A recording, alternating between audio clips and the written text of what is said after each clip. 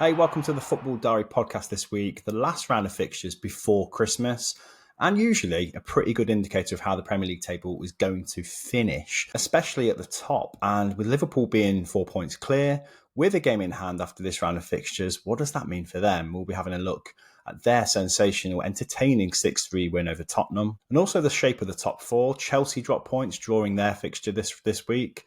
Aston Villa beating Manchester City 2-1 at home to leapfrog them in the table. And Nottingham Forest also, another win for them at the G-Tech against Brentford, which nobody's managed to do so far this season. That moves Forest up to third.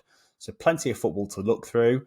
And we're going to start with Myles, who was at Manchester City versus Villa at Villa Park. It was a massive win for Aston Villa in their hunt to retain Champions League football for next season. They leapfrogged Man City with a 2-1 win at Villa Park that had everyone absolutely buzzing in the stadium. I was fortunate enough to be there in the whole 10. And the noise throughout was incredible, whether it was booing Jack Grealish every time he was on the ball, cheering on these new superstars of Duran and Rodgers, or just the constant conversation about how excellent that midfield looked. You could tell it was a much more complete performance from Aston Villa than we've seen in recent weeks. It honestly was probably the best 45 minutes of football I've seen from us this season, in the second half in particular. And the way that they dominated the game was outstanding. And it's no surprise because we've built up a midfield now of immense quality. The options we have in that area of the pitch are fantastic. You can see what Onana brings in the way that he is there to break up and disturb the other team's play, but also progress forward with the ball. He's so calm and collected with it that actually when you're trying to play these intricate triangles in the middle of the park, you need someone like that who's so assured in their own ability. Kamara's come back in, and I think there's an argument that he's the best holding midfielder in the Premier League right now, particularly in Rodri's absence through injury. And Villa fans can really see what he's bringing to this team. And I think it's only a matter of time before that's more widely recognised across other fan bases as well. He is so intelligent. And again, a really calm, collected presence that helps us develop attacks as well. There were so many times where he was skipping past midfielders, like they weren't even there. We're talking about Champions League winners here in Man City.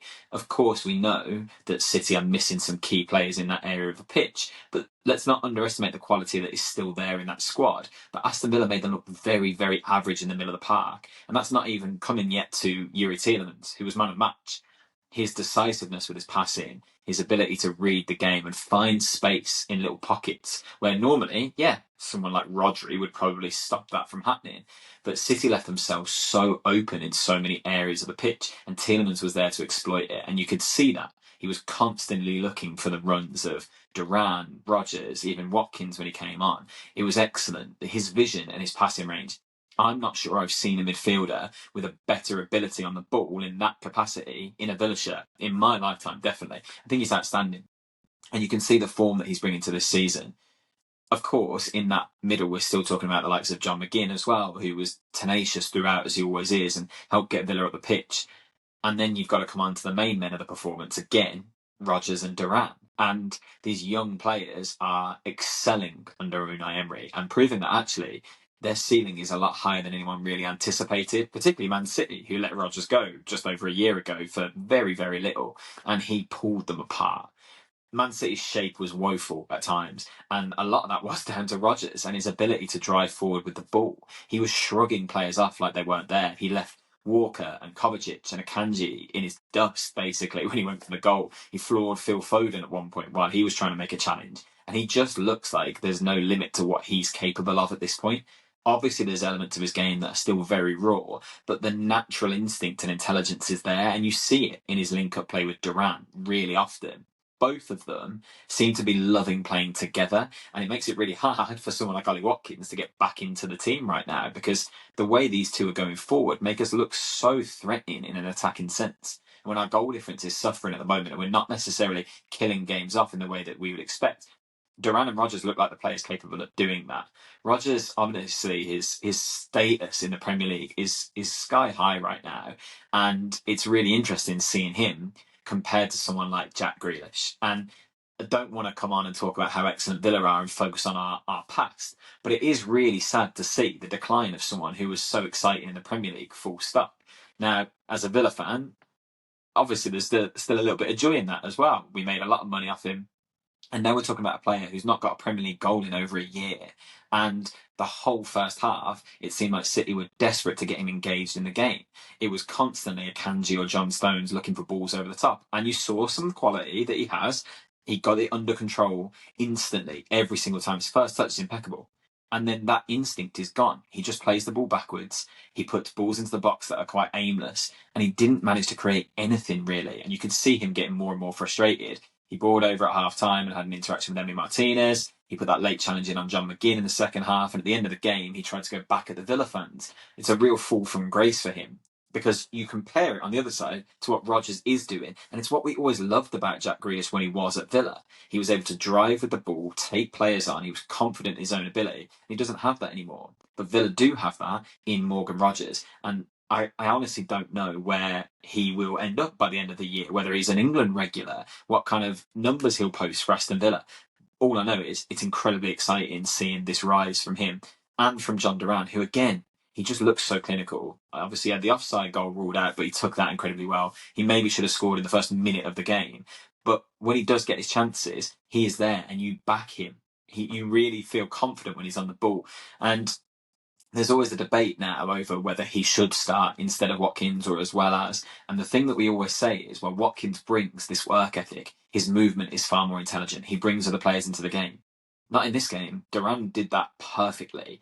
And if Duran can bring that, then what does Watkins do now to get himself back into the side? It's going to be challenging. But the good thing is, it's a long season with a lot of games, and Villa are showcasing that they do have depth in those key areas. That is going to be really important if they are to progress further in the Champions League and maybe even have a run at the FA Cup. Unai Emery said he really wants to win a trophy with Aston Villa this season. Well, there's a perfect opportunity, and we're seeing the fruits of this squad now. It was an excellent win. The midfield was outstanding. Again, the defence was organised incredibly well, except for that tiny little mishap at the end, which obviously costs us a clean sheet, which just seems like it's always going to happen these days. There's got to be some sort of calamity. It doesn't matter how well we play. But generally speaking, City offered absolutely nothing. Just a brief word on Man City. The lack of shape and organisation is really worrying for Pep Guardiola. It felt like they didn't really have much of a game plan. And it was just a case of, let's see if we can get Foden or Grealish or Savinho and Doku when they came on the ball and hope that they do something, because they left so much space in key areas. In the first half, they played with this sort of back three. They moved Rico Lewis into the midfield, and they were expecting the likes of Akanji and Stones and Gvardiol to just cover all the defensive areas. And then what that meant was it was so easy to get in behind them, and they were getting cut apart down the middle constantly. Kovacic and Gundogan were completely anonymous. They put Bernardo Silva out wide, and it just meant that Villa were outnumbering them in every key area of the pitch, and it meant they were able to literally play straight through them. Because John Stones was then trying to step into midfield in the first half to kind of give them that extra edge there, an extra number, and left the centre-backs completely abandoned. I mean, look at Duran's goal. Straight through the middle because Stones has come out of position. In the second half, they try and address that by bringing Walker on and move into a more conventional back four, and it didn't work because then they started taking the midfielders out of the game. They substituted both Gundogan and Kovacic for two wingers, meaning that Foden and Grealish kind of occupied the central spaces, but that was where they were getting overrun, so it didn't work. And it's weird seeing Guardiola lack a plan. It's really interesting to see the lack of creativity in this team, even with those players and playmakers on the pitch. Without De Bruyne, without Rodri, and without Diaz, they are a completely different side. And of course, that's a given. Three very key players. And if you took three players out of any team, they'd struggle, but not to this level. There is still so much quality in this team. I took real issue with the post-match interview asking Guardiola if the big issue with the team was just a lack of defensive quality that's available to them right now. You've got an £80 million player in Gvardiol playing for you. There's no excuses for City right now. They just look lost and shut of confidence. Meanwhile, Aston Villa, who haven't necessarily been in the best form of the last few months and will be really frustrated with the result against Forest last week, came back into this game and they looked so confident. It was such a different atmosphere to when they beat City last season, where it was, let City have the ball, we won't get many opportunities, we'll try and hit them on the counter and we get a deflected goal to sneak a 1-0 win. We could have won this by 4 at one point. It really felt like we were comfortable. So a really encouraging performance for Unai Emery. So Nottingham Forest winning 2-0 against Brentford at the G-Tech. It's the first team to do so at all. No teams won at the G-Tech so far this season. And Nottingham Forest did so absolutely brilliantly. 2-0 didn't flatter them either. I think the way the game started, Brentford were clearly on the front foot and took the game to Forest for most of the first half. But Forest remained pretty patient, pretty calm, pretty composed at the back. I think a key reason for that is Nuno Espirito Santo's insistence on this game of starting with the back three, which transformed the way the game was played. And I think Thomas Frank alluded to it in his post-match interview, that he didn't expect that to be the case. And Forest certainly haven't done it so far this season. So it did surprise the Brentford boss to a degree, and us as well, I think. But credit to Nuno Espirito Santo. That three at the back worked really well. Morato coming in for a start. I think he's been impressive so far in the appearances he's made. So great for him to start the game. And he didn't disappoint. He really helped that back three stay firm during that initial onslaught, if you can call it that, from Brentford. And obviously Murillo was really assisted by having Milenkovic and Morato alongside him. Meant he could kind of venture forward a little bit more and be slightly more creative of the three without actually risking anything. So fair play for playing that system, first of all. It really worked. It nullified the game to a degree. Brentford couldn't really break it down. And it kind of made a platform for Forest to counter really, really effectively, which they kind of do anyway pretty well. But in this game, it was almost facilitated a little bit more. And I think down the wings as well, the wing backs played superbly to that effect and really kind of transitioned from defence to attack super quickly, especially Ola Aina as well. His forward marauding runs were just really impressive. And when he broke the deadlock before half-time, although you could probably say statistically it was against the run of play, it wasn't at all undeserved. I think it was one of those finishes as well that Aina's become known for from some distance and slotting it really kind of straight to the bottom corner, really, essentially. Great finish and a great way to kind of kill the momentum that Brentford had at a really crucial time. And again, going forward and countering was the key really to Forest winning this game. Aside from obviously defending so well. And I think a key player for that was Callum Hudson-Odoi and Anthony Elanga too. But Hudson-Odoi in particular, surely he's now one of the most undroppable players in this really impressive Forest team. Obviously, he's come from a transfer fee of, £3 million? His reputation had kind of been on the wane a bit before he joined Forest, but he's been superb so far this season and was probably one of the men of the match in this game too. Although there were plenty you could have chosen from. But yeah, Hudson-Odoi, fantastic quality. And yeah, I think that whole attacking lineup did really, really well again. Elanga as well for his goal. Although it was a mistake from Keane Lewis-Potter that kind of led to it. Elanga still had plenty to do. He was quite far out from goal, took a touch past Lewis-Potter and those around him, created some space and shot from distance, some distance as well. Really, really clinically into the bottom corner. So two fantastic goals against the run of play that sealed a really impressive 2-0 win for Forest. And again, defended resolutely, patiently, calmly, and made it really difficult for Brentford to really ever get a proper foothold in the game. So the result leaves Forest in dreamland even more than before the game, in third place, and deservedly so. They look comfortable in those surroundings, don't they? And I think they're getting quite used to it, really. So the question is, how high can Forest climb? And on this evidence, they could pretty much take on any team on their day. And it would be interesting to see how they do take on some of the bigger teams again going forwards throughout the season and whether they can maintain that consistency. Don't forget they've beaten Liverpool, the only team to have done so, the league leaders. They've beaten Brentford in their home ground that no other team has done. So there's so many challenges that they're passing so far to almost kind of prove their credentials of being in the top four to begin with. If they can continue to answer those questions, the further the season goes on, the more you realise that Forest are a force to be reckoned with. It's an incredible team, a very effective way of playing. This three at the back is just another kind of evidence, really, that they can adapt, I guess, to different opposition. And it's almost, I guess, a credit to their respect for Brentford that they did choose a different way of playing and a different defensive setup to kind of accommodate those Brentford forwards who have always been quite dangerous this season, especially at home. Newcastle capped off a fantastic week after securing a cup semi-final with a 4-0 win over Ipswich in a really commanding display. Now, Ipswich, sorry, you did make it easy for them at times, particularly when you've gone 1-0 down at home within the first 30 seconds. But a lot of praise has to be given to this Newcastle side, who they might have been a bit inconsistent this season, but we saw some of their real quality shine through in this game. Of course, most of the plaudits go to Alexander Isak, who is just proving once again he's one of the most clinical strikers in the Premier League. And actually, someone that, again, we don't really know what his ceiling is. He could go on to score even more. Last season, he missed the majority of it through injury and then still came back on this incredible scoring run and guided Newcastle up the table. And it looks like he can do the same thing again this year. A perfect hat trick, really, in terms of what you want from a number 9. The finish for the first was outstanding. The way that he kind of adjusted his body, hit it into the ground, it was a great finish. The composure for the second one to capitalise on Ipswich's mistake. Again, that sort of calmness, that ruthlessness of a striker is ideal to have. And the third, again, an outstanding goal for a number 9. So a really, really good thing to see for Newcastle, that he is in form. He is someone that really they can lean on for their goals. There's a couple of unsung heroes in that team as well, though. Jacob Murphy.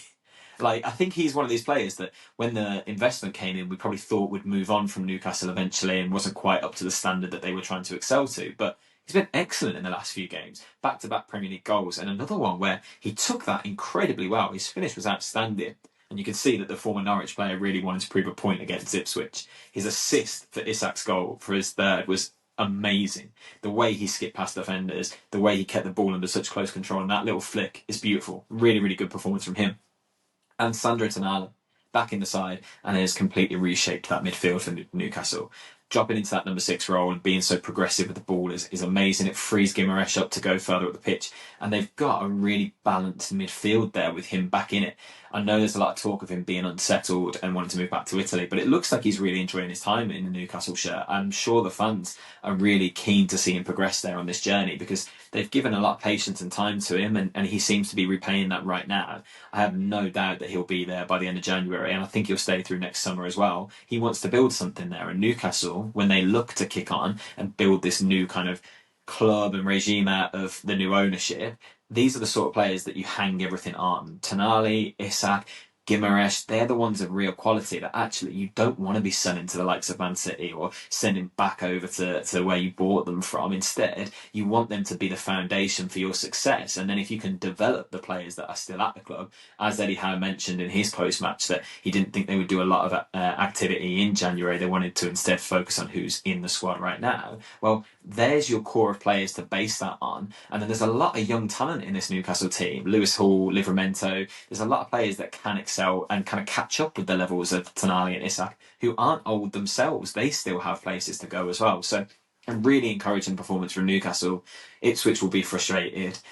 Obviously, it's been a difficult season for them so far. They're really struggling at home, which is frustrating for their fans. And they often can say, at least, even if they're not getting the result, they've played good football, they've enjoyed watching it, and they're surpassing expectations by even being there. But this game, they really looked out of their depth. And some things that are typically really strong for them and really work for them really hurt them in this game. Leif Davis has had an outstanding season, I think. I think he's a really interesting player. I think he's someone that could stay in the Premier League long term, even if Ipswich don't. But in this game, he was caught out defensively so much. His positioning was really poor. He was trying to progress things forward, fair play to him, but it left them so short at the back. And I think you also see what they're missing without Delap, who holds the ball up, keeps them in possession, and also is such a lethal finisher. And actually, the way they turned the ball over in this game meant they were really lacking and always kind of fighting against it. But Eddie Howe will be really encouraged by this. I'm interested to see where Newcastle kick on from here. This is a really good week for them. Cup semi-final. They've got a pretty good record against Mikel Arteta of late as well, so it'd be interesting to see what kind of game they give Arsenal. But Newcastle fans have got something to really be happy about going into Christmas now. Moving on to Crystal Palace versus Arsenal, which ended in a 5-1 victory for the Gunners, hot on the heels of their Carabao Cup win over the same side just a few days ago. And it was a bit of a rinse and repeat for Gabriel Jesus as well, after his hat-trick in midweek, followed it with a brace in this game. So it seems like he's back on the goal-scoring trail, doesn't it? And what an incredible turnaround for his confidence too. I think most strikers can recognise when a goal scorer is short of confidence. And I think he was trying for chances and trying for shots in previous games, and they just weren't happening for him. But fair play to his persistence and also to Mikel Arteta, really, for selecting him in midweek and also giving him the chance to continue that scoring run against Palace for a second time this weekend, which he did with aplomb. And I think both of his finishes showed the signs of confidence in a striker coming back, which is really encouraging for Arsenal fans, and was no more than they deserve really in their victory. 5-1 didn't flatter Arsenal at all. They look really good going forward. Obviously, a variety of goal scorers too really helps. However, the big asterisk is Bukayo Saka. His injury looks like it could really hamper Arsenal's season as they go into the new year. And obviously, we've talked on the pod in the past about how they've become so much more reliant on Saka down that right-hand side and his link up with Martin Odegaard, who himself has only just come back from injury too. To see him injured, Saka, seems like a real concern. And obviously, Jesus' return to form and goal scoring form especially will help with the attacking burden, you'd hope. And that confidence returning to Jesus might be the kind of extra goals that they need in Saka's absence. It's going to have to be, isn't it? Because I'm not really sure how long Saka's got on the sidelines. But Arsenal are so dependent on him that you do worry where the goals are going to come from. They've no doubt got creative spark, I think. Martinelli had a good game. Odegaard, as we know, is superbly creative at the best of times. But there's going to have to be some compensation elsewhere in the team to make up for his absence. But either way, Arsenal's win means that they're still within touching distance of Liverpool, 6 points behind. Obviously, Liverpool having a game in hand too. So it's not completely over yet, the title race, by any means for Arsenal. And they just need to look to go on a run, really, and keep pace with Liverpool while they keep winning their own games quite convincingly too. Crystal Palace were a shadow of what we've seen in recent weeks, but I think that's just the way their system can be exposed sometimes against the wrong opposition. And Arsenal were great twice in a week at exploiting that. They didn't have many answers to the way Arsenal attacked at them, and they looked quite vulnerable at times when being broken on. So that will be a concern for Oliver Glasner to lose that great momentum he's built up in the last few weeks with two quite crushing defeats, really. But they won't face a team like Arsenal every week. I don't think they need to panic necessarily. I still think there's worse teams than Crystal Palace in the league by a long way. Yeah, disappointing for Glasner, no doubt, but encouraging for Arteta. Despite that Saka injury, they still keep the pressure on Liverpool at a crucial time of the year. And what about Liverpool's game against Tottenham? 6-3 winners, convincing 6-3 winners against what's really a patchwork Tottenham defence at this moment, isn't it?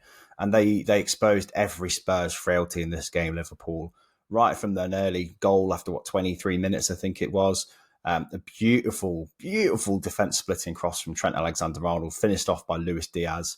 And how Spurs really to go 1-0 behind at home. And yeah, it was a game of onslaught after onslaught of Liverpool that proved really effective at cutting through that makeshift defence, didn't it?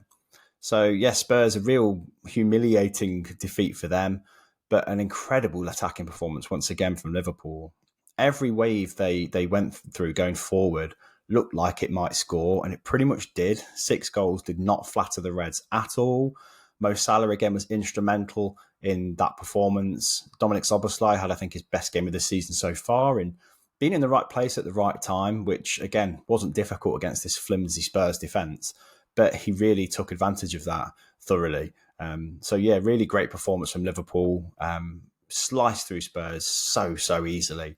I don't know what that means for Spurs' chances this season now. I mean, what do any of Spurs' performances mean anymore? Like, it seems like they seem to have a bit of a foothold and produce a good performance and then follow it up with an absolute battering or a really resounding defeat like this one. So, yeah, Spurs still very much up in the air about what kind of team they are and what their ambitions are for this season. But as for Liverpool, although games in hand don't count for points on the board, it's such a strong position to be going into the Christmas period in, isn't it? And their odds of becoming champions will only have been extended after this game, I think, because obviously Chelsea dropped points. Arsenal still a lot of concerns about Saka's absence, obviously, and although Gabriel Jesus has returned to goal scoring form, they've not got the same attacking verve as Liverpool have this season. Nobody has.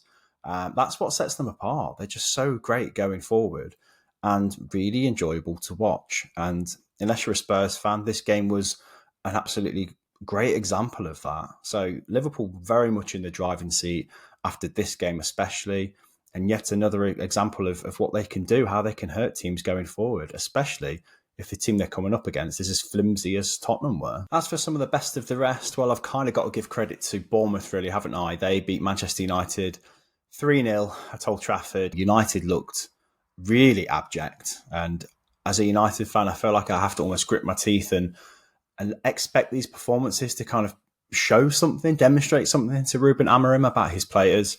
I mean, United fans won't have learned anything from some of these performances because they were so poor at the same things again. Set plays, such a difficult thing for United this season, but none of this defensive shape at the back, whenever a cross comes in from either a corner or a free kick, looks sturdy at all. Like, it doesn't look like they're learning lessons from previous games, which is really, really disappointing and surprising.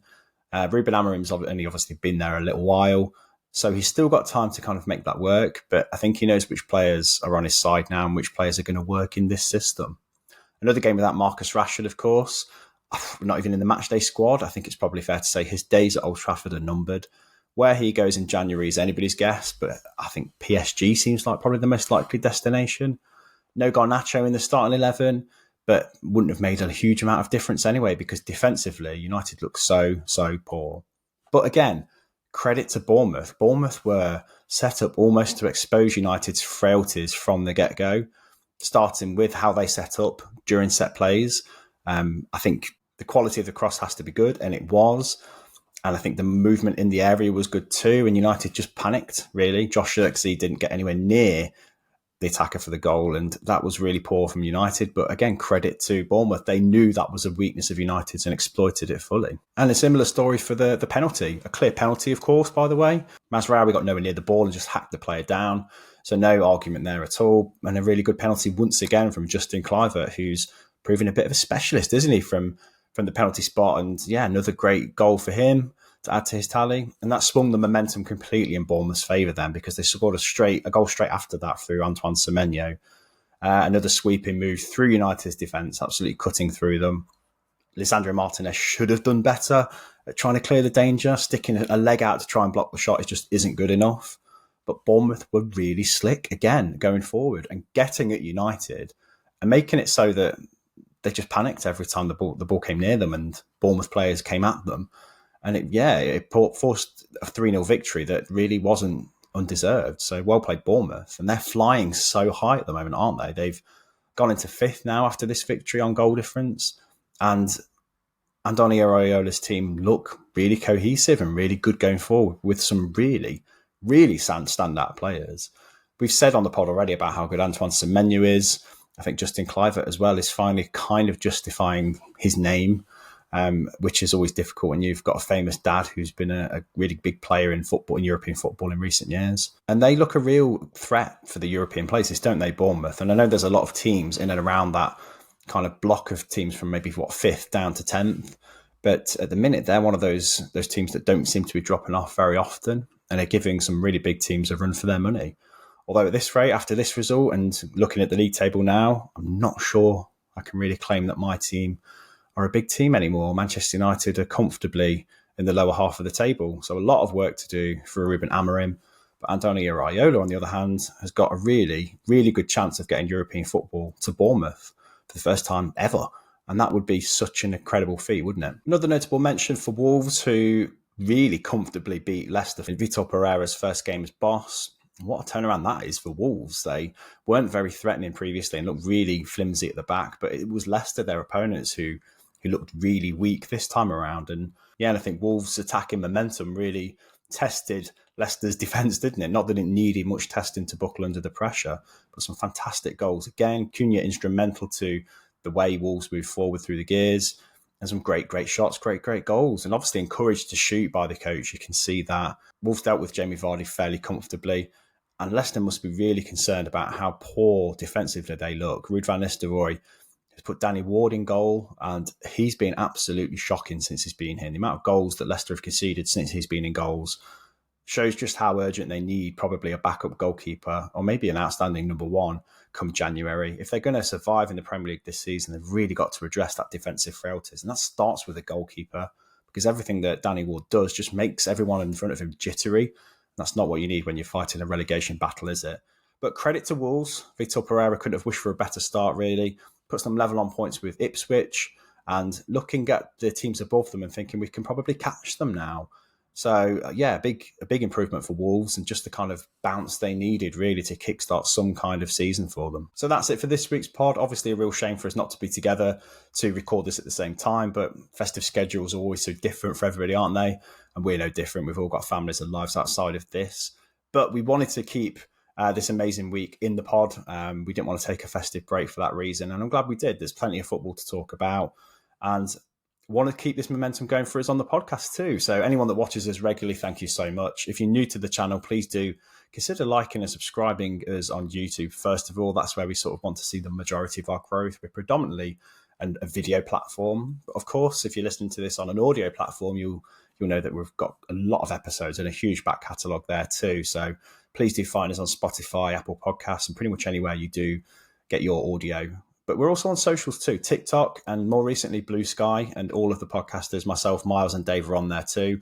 Look for footballdiarypodcast.com as our handle on Blue Sky, and you'll see all three of us on there too. Please do give us a follow and join in the conversation. We're always quite active on there talking about the latest goings on in the football world.